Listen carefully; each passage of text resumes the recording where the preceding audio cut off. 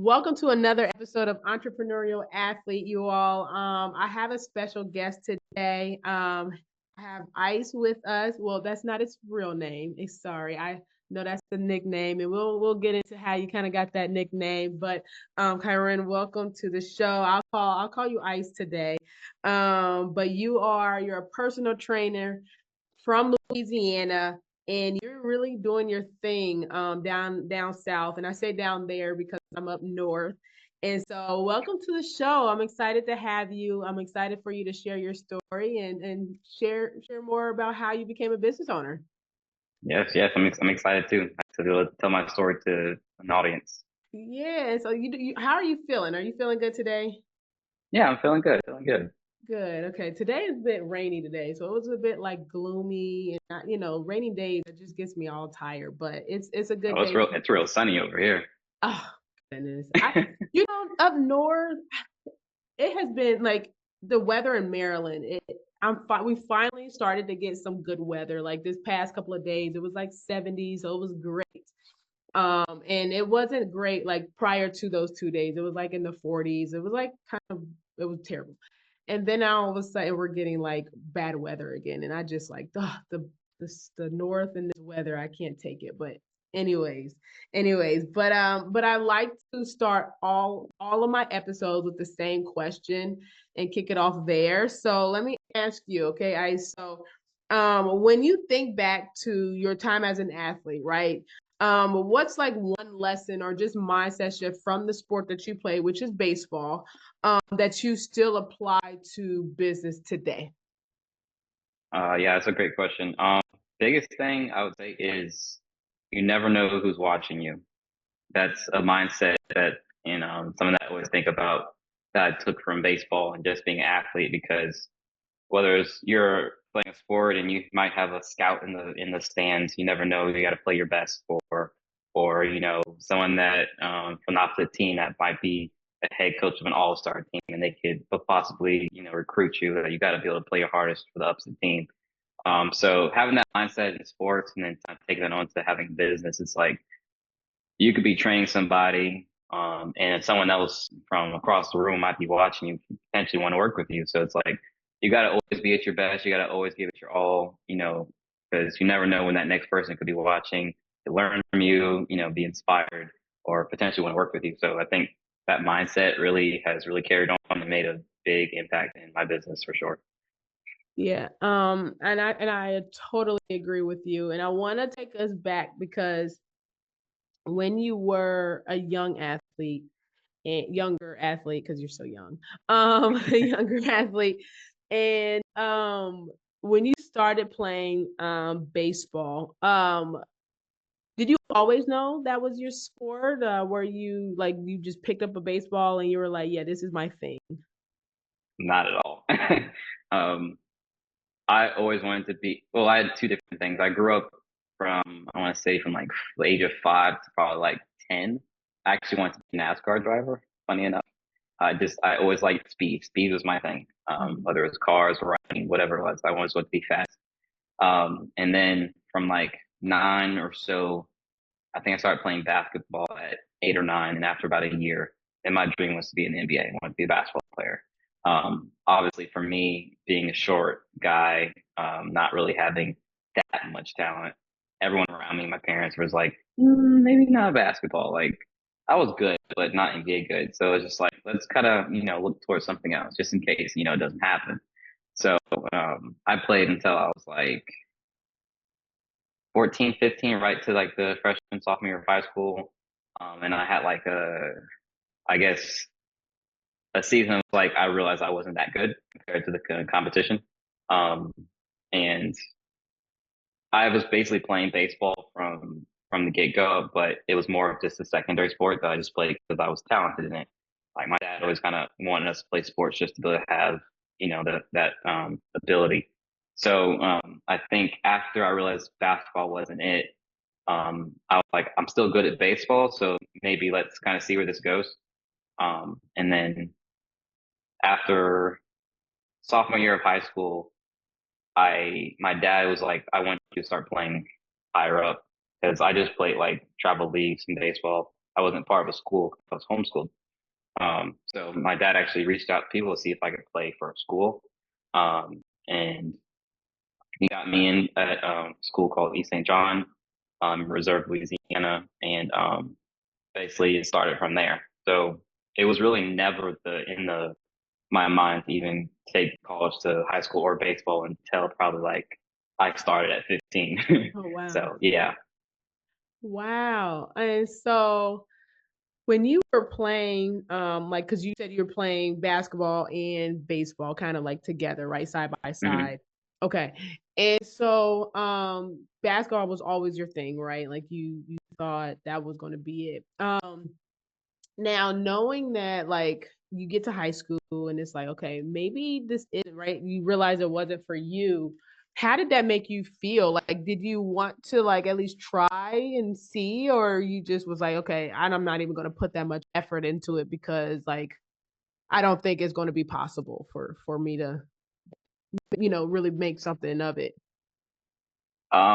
Yeah, it actually hit me kind of hard. And it's interesting because it kind of created a conversation with my dad that kind of we talk about to this day. But I remember because it was like the same time with me trying going to high school for baseball. I also tried out for the high school basketball team. And basically, it was a lot of stuff that went on, but I ended up not making my high school team. Turns out it wasn't because I wasn't good enough. It was because I was homeschooled and people didn't want to deal with the homeschooler. But that's Wow. neither here nor there. But I didn't know that at the time. So when I found out I didn't make the high school team, I broke down because I was like, if I can't make my high school team, shucks, like this just isn't gonna happen. So after that, I was like kind of realizing, am I even an athlete? Like, am I gonna play sports the next level? What's it for me? It was like a whole spiraling moment. Obviously, as a 14, 15-year-old high school, it's like a lot of things going through my head. I didn't really know what was next. So it was like probably a full year until I kind of shook back and kind of realized what was my next steps and everything. So it took a minute. Yeah, and I think and that's not really like I don't look at that as a bad thing, right? Because it's like I feel like we have to go through those moments of growth, right? Because who would have like who knows what you would have become if like what I'm trying to say is like you needed to go through that in order to like kind of build some character within yourself, or maybe that even helped you become a better baseball player. Do you think I think that, but like what is your perspective from that? Do you think that you use that energy to become like a better baseball player once you kind of realize like, okay, let me see what I can do with this baseball thing?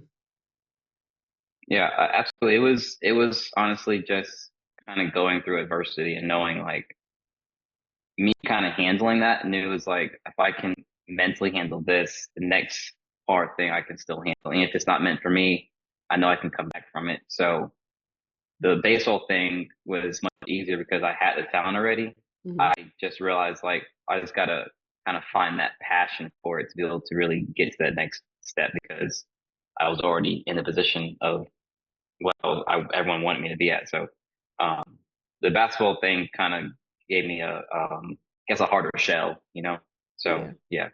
for sure.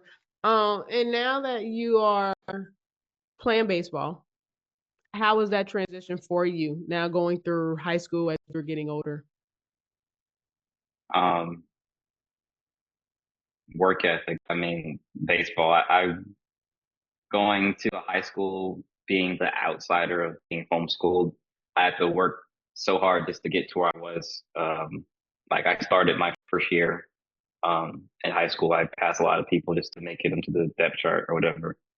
Um, I also trained at an MLB facility and kind of got my name out there that way because no one knew who I was. So I'd never played, at any high school before or even middle school. So I think that time where I just worked my absolute hardest to kind of build my name out, um, really just changed the way I put effort into anything.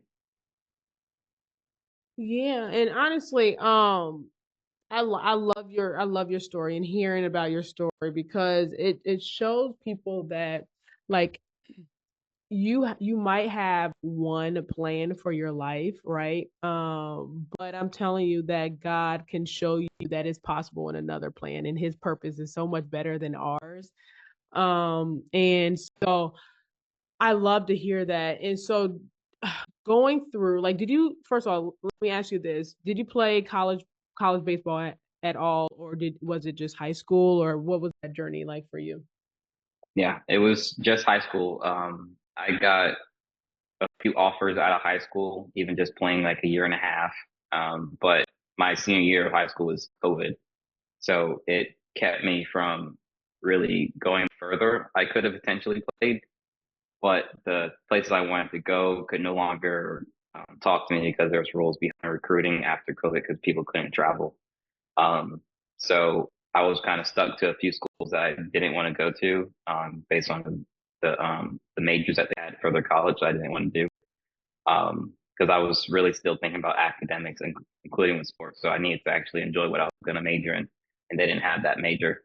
Um, so I ended up basically staying um, at home and basically telling myself I was going to take a year off and then get back to school and get back to baseball. But really, the way it happened, it just never came to play. And then I found training, and the rest was really history after that.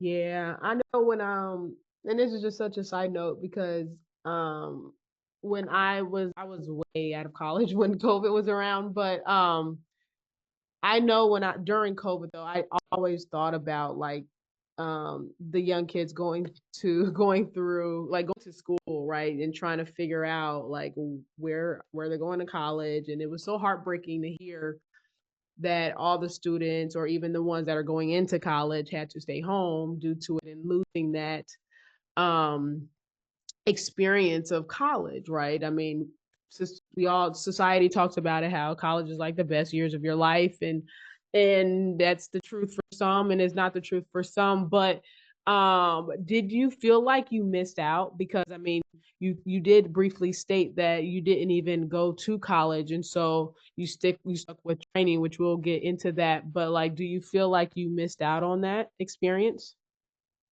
So I did go to college. I just went to college really close to home.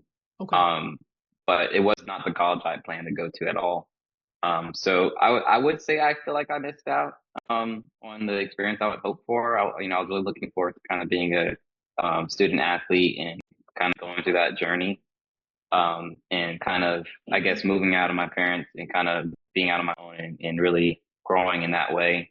I felt the looking back at it, it was a good thing to go through, but in the moment, it really felt like I missed a huge chance in my life to do something I really wanted to. And I obviously wasn't alone. A lot of the athletes I knew kind of went through the same thing. So it was a hard time that like again took years to kind of get through because obviously losing your passion of play a sport at the next level and not having that opportunity, it hurts straight down. So it took a minute. Yeah, and now obviously you're out of that, and then looking back in hindsight, would you be able to, or would you think you would have circled around training if that just, maybe it didn't happen? Like, do you think you would have fell on physical train or personal training? That was always the end goal. Like I always wanted to, from since I was 14 or 15, I knew I wanted to be a personal trainer and at the end of it, but I knew I wanted to kind of see where my time as an athlete would go if I would, make it to the pros, whatever. I wanted to give that a shot. So I didn't want to give up on that, but um, I knew after, whether it was after I went to pros or after I finished college, go to do personal training because I knew you can do that for the rest of your life. Obviously, as an athlete, most best athletes last till mid 30s, sometimes 40. So I was like, I knew I wouldn't do that for the rest of my life, and personal training was that thing I was going to go to regardless. Um, but it definitely felt like. Oh, I'm trying. I remember your question now. I knew. Maybe I don't. Can you ask a question? Wait, hold No, on. you answered it. I basically said, Okay. did you think how did you fall on personal training essentially? But or basically what I'm asking is, do you think that COVID caused you to fall back on personal training? Like, do you think that you would have ever found personal training? But you said that you always knew personal training was for you. And so when you were like 14 and 15, what drew you to personal training that you knew you wanted to do? Yeah.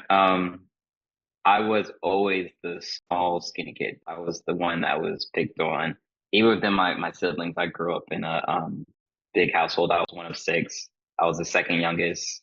Um, it was always fun and games, but having all your siblings always just, playfully pick on you about your size, it carries on. You start to really think about it. So I know, like, up until I was 13, I was like 5'6", 100 pounds, 97 pounds. I was like really small.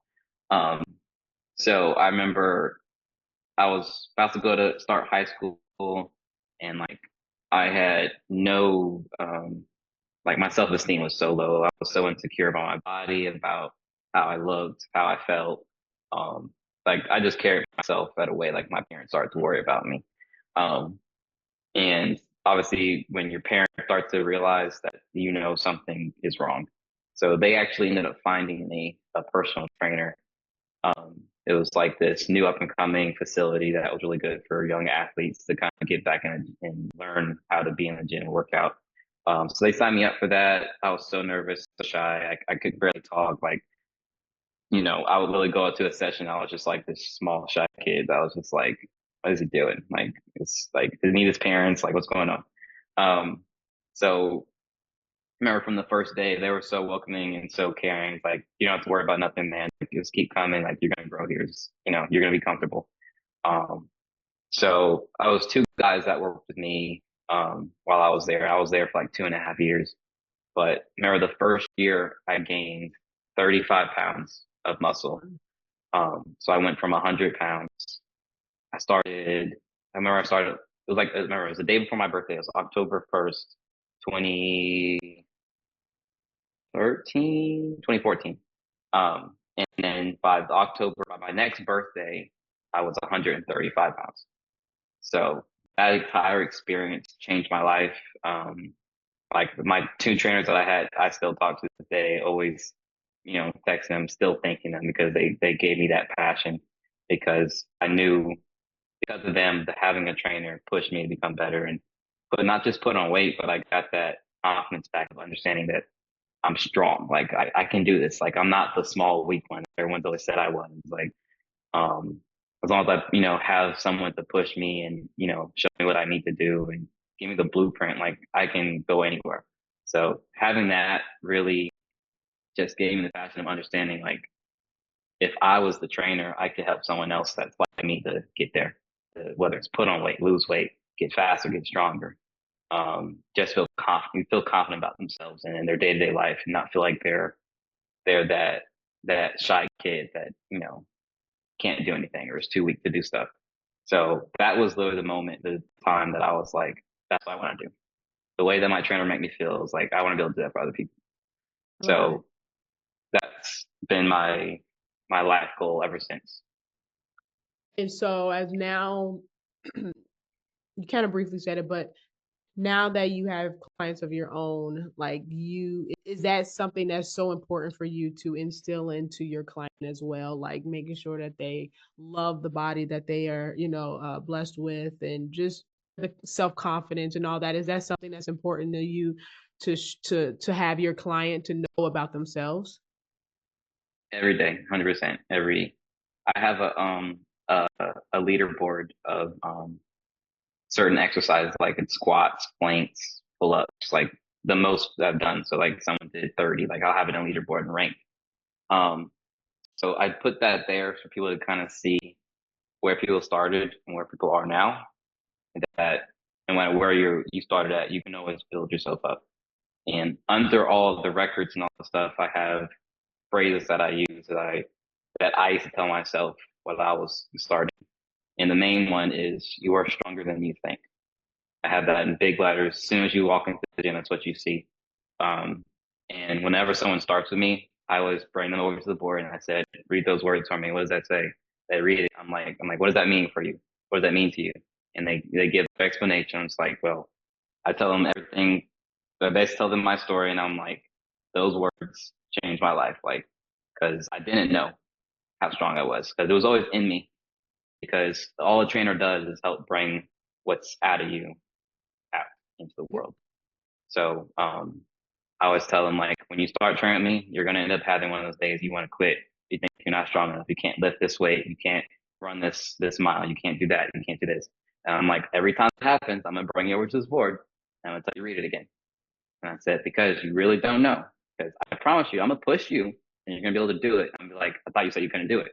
And I was like, you're stronger than you think. I told you. And I do that for almost all my people.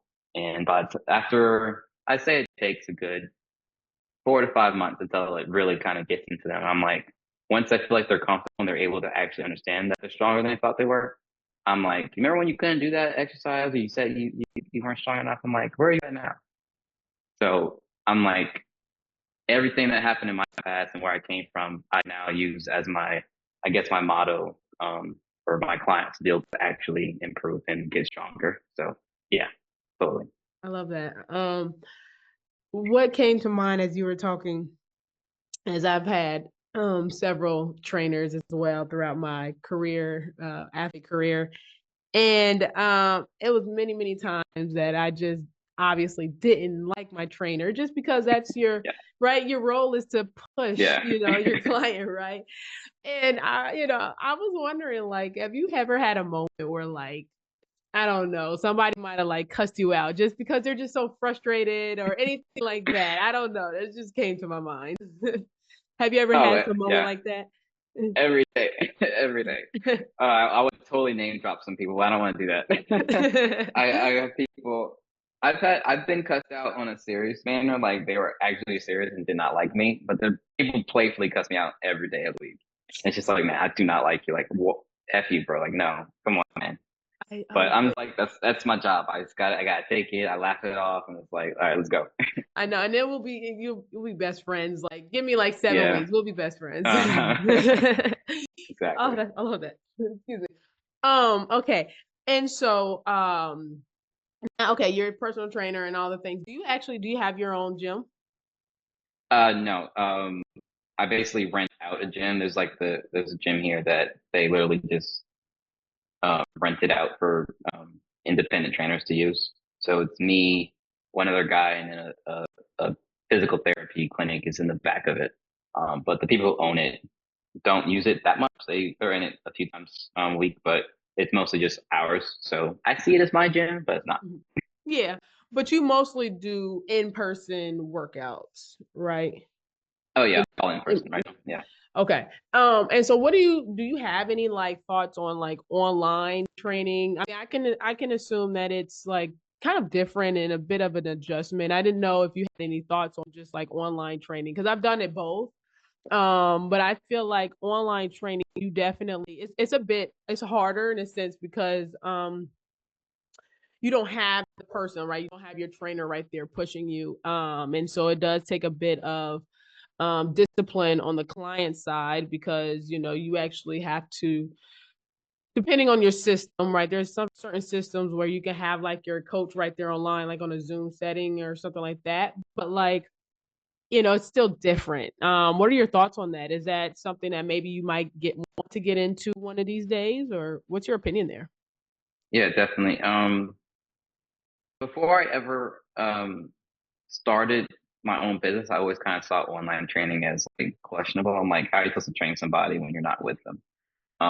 But getting deeper into it and starting my own business, I'm starting to really kind of connect kind of what it is for. So now I kind of changed my view and how I see it. And it's like when you have a trainer, you work with them 3 months, 6 months, a year, or however how long.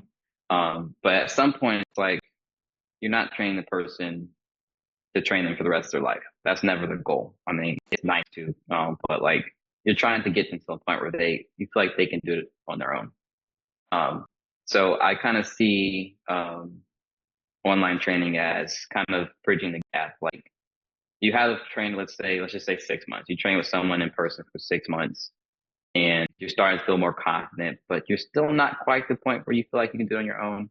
So it's like from there to make it a little bit harder and kind of make that next step, you go to online training. So it's like, excuse me, you're making the trainer's still making you a program, sending little videos to how to do it, and giving you the motivation, and whenever you need help, they're there. You could text or call, whatever.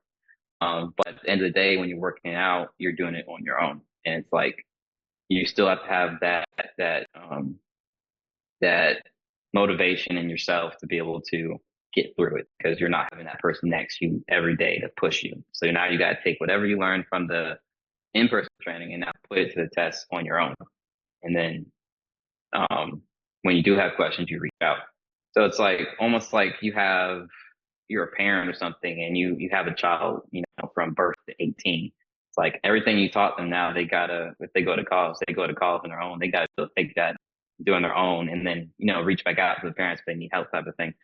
So it's like I see it like that. It's like it's not pointless. It's like it's meant for a time. I don't know if it's always the best for people just starting out, unless they're already farther along and working out and they're at a better level. But if you're a beginner, you probably do good by going in person for a little bit, kind of getting that. And then once you've maybe got a few months in, you can transition to online, just to kind of bridge that gap until then you can go on your own completely. So I think it's definitely something that is needed in the world.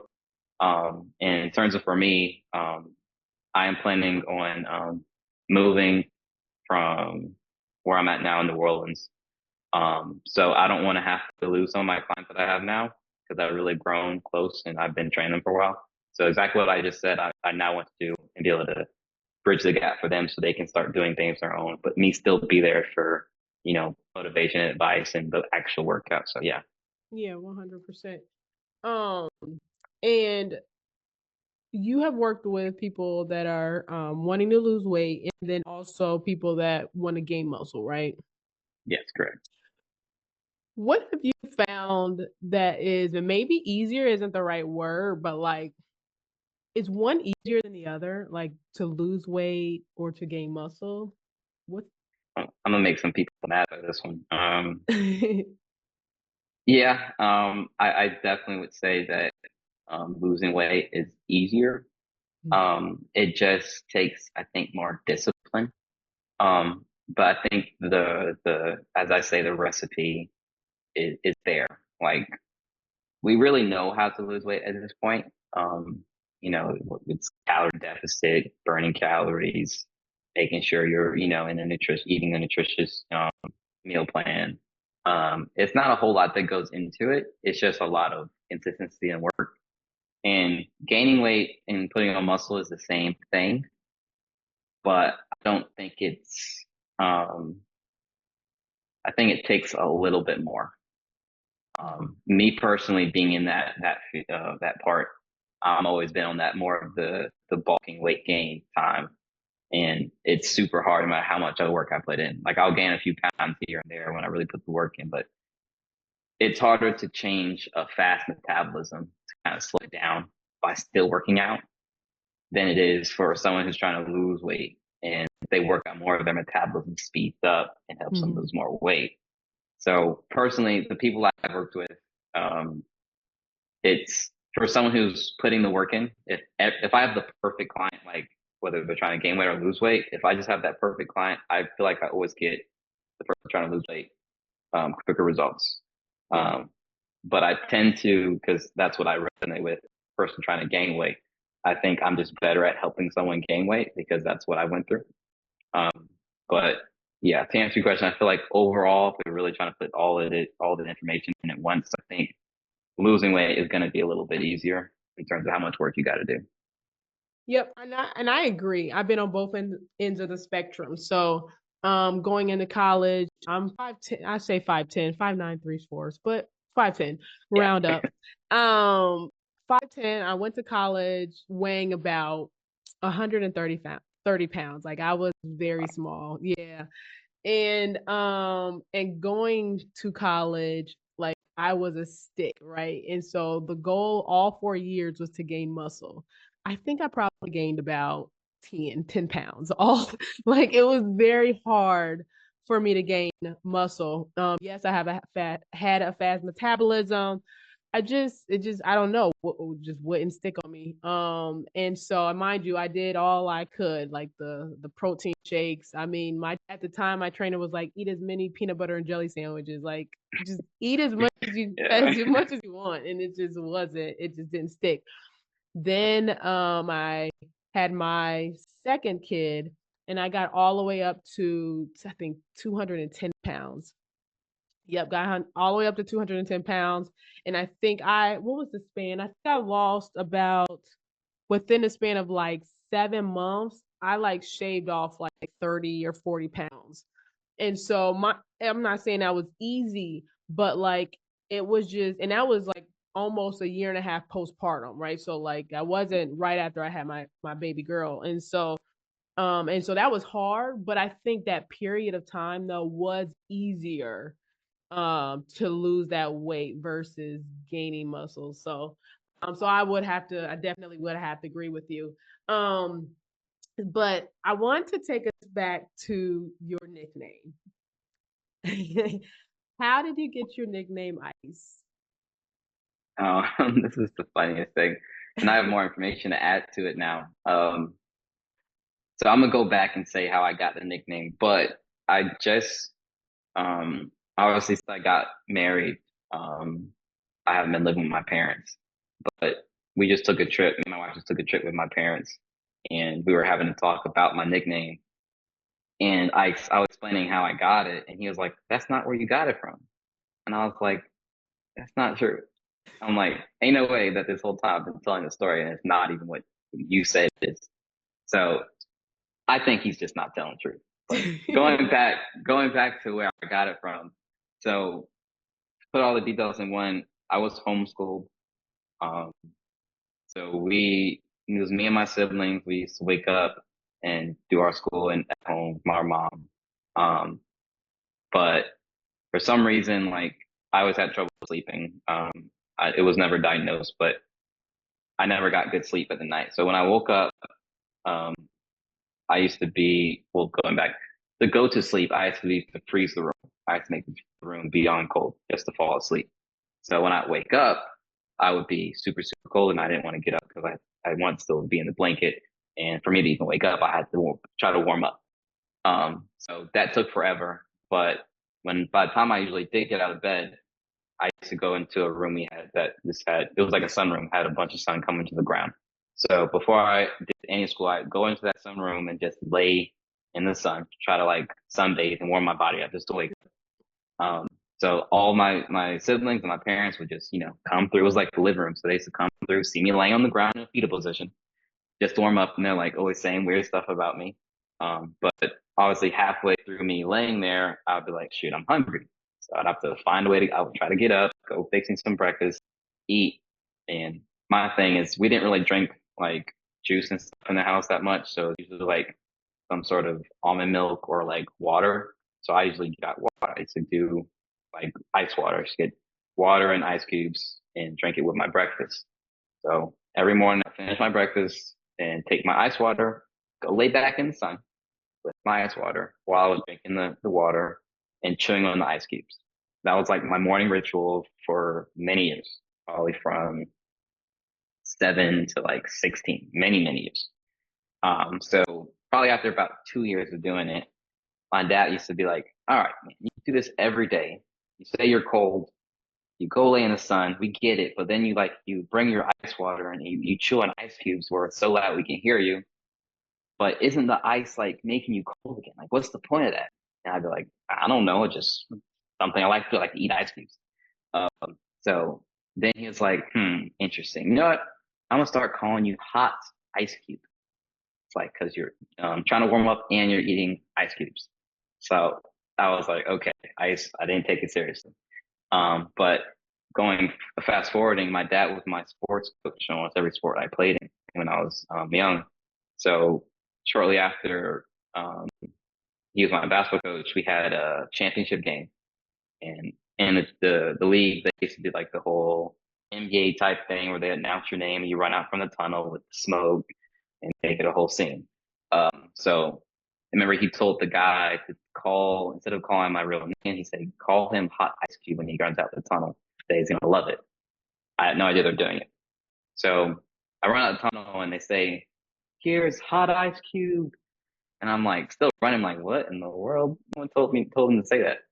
So after that, all my teammates, the family, the friends, everyone was like, "What's that about?" And that kind of from that moment on, it kind of stuck because then it was like everyone making it. Joe was like, "Oh, it's hot ice cube at practice" and stuff like that. So from then, I think I was in 11 or so. My friend started calling me that, and that went on for years. So I remember when I got my first internship at the sports training facility at when I was 19.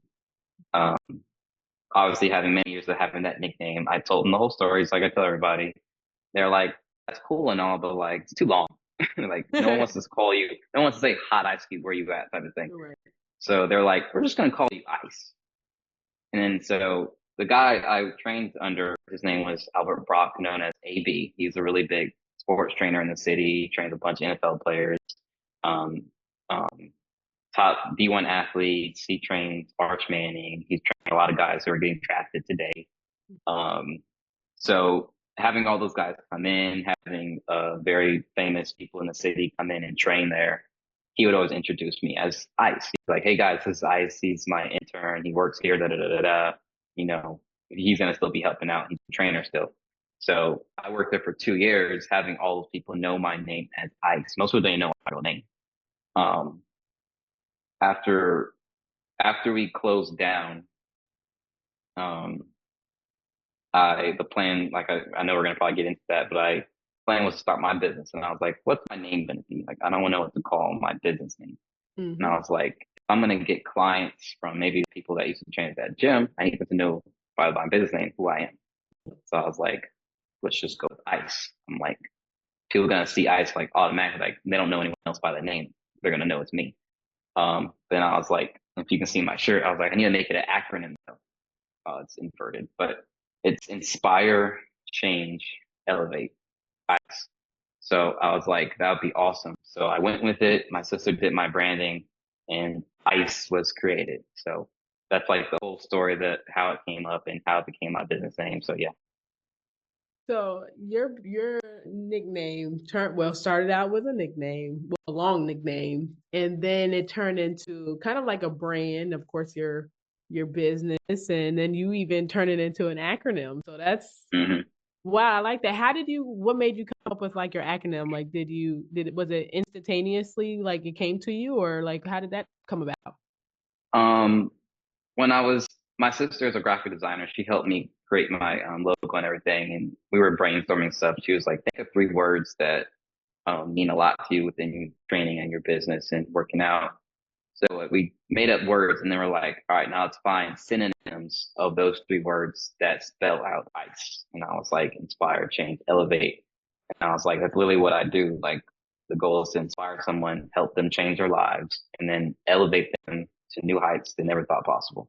And then I make that as my sentence that I put in certain things for things. So like that's how it kind of came I love together. that. I love that. And so for someone that's like might be new to growing their fitness training business in person or even online, what is it that like helped you grow your clientele? Like, was it something like maybe it could be like customer service, like not to give you put any examples into your head, but like what helped you grow your business, you think? I think it really goes back to what I said in the beginning of you never know who's watching you. Everywhere I was, I always, I guess, push myself to just really work hard and also be like a people's person. Like when I was at the facility I was talking about, and if it wasn't someone I was training, I would always go over, talk to them, introduce myself, and kind of be really friendly to them. If one of the other trainers trained them, I would go over there and be like, "Oh, you got this, you got this. They're good. Don't worry about them pushing you. Just you work hard," type of thing. So everyone starts to kind of know me, even if I didn't train them, and kind of building off of that. When I did start my own business, whenever I, posted that I was starting my business, people would always remember, oh, that's the guy who used to push me, even though he didn't work with me. He was the guy that was always, you know, reaching out if I was okay when I didn't, make it to a few sessions in a row. He was that person who really cared. It was never about money. It was about making sure that we grew. So I think I became known for that. I guess, the really nice, um, caring trainer that people could trust to be with and put their belief in. So I had a lot of people from that facility come train with me after that. And obviously, when you get a few people and you give them results and they trust you, they tell people about you. So honestly, from just that, I got so many referrals that I still continue to get. Um, I don't think probably 80% of my clientele for about my 2 years of having my business came from directly from people that work there or people who told them about me. So I think that was the biggest thing, just really always being kind to people and no matter who they are, just making sure you're your true self. Yeah, and I think that says a lot when you really don't have to. And not saying you didn't have to, but like most of your clientele in your business came from like referrals and just word of mouth, right? Like that says a lot about just like your business and how you take care of your clients, right? Because they want your current clients want that same experience for somebody else, right? And so that says a lot. Now kind of closing out, right? I really did enjoy this conversation with you, Ice. And so what is it like? Is there any like lasting tips that you can give for someone else that's listening or just on anything? It could be about your sport, it could be about business, but like what is it that you want to share with the listeners? Um,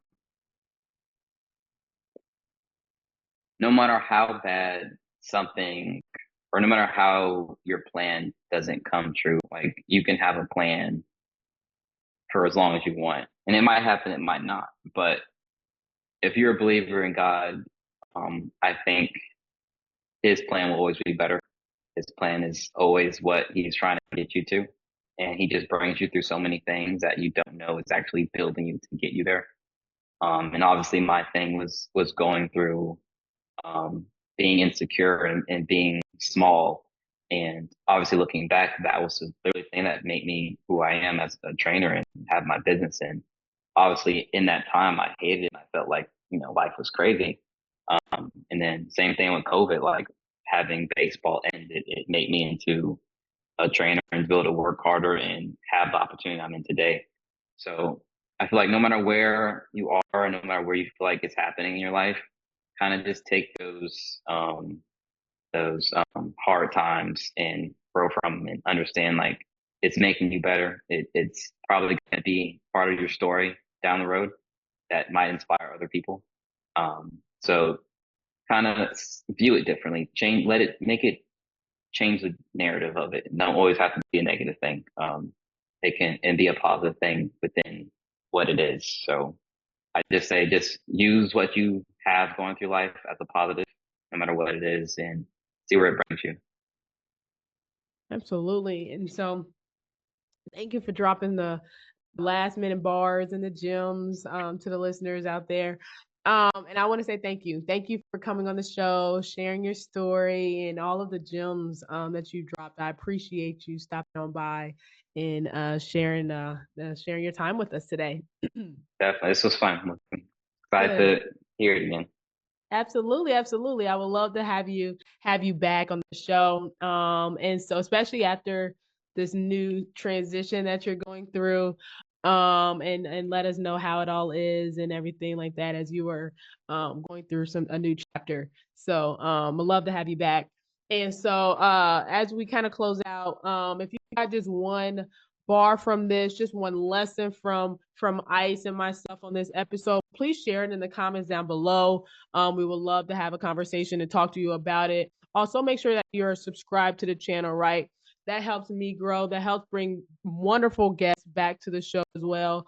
And so, yeah, help us out. Subscribe to the channel and like this video, okay? And I will talk to y'all next week in the next episode. Have a good one.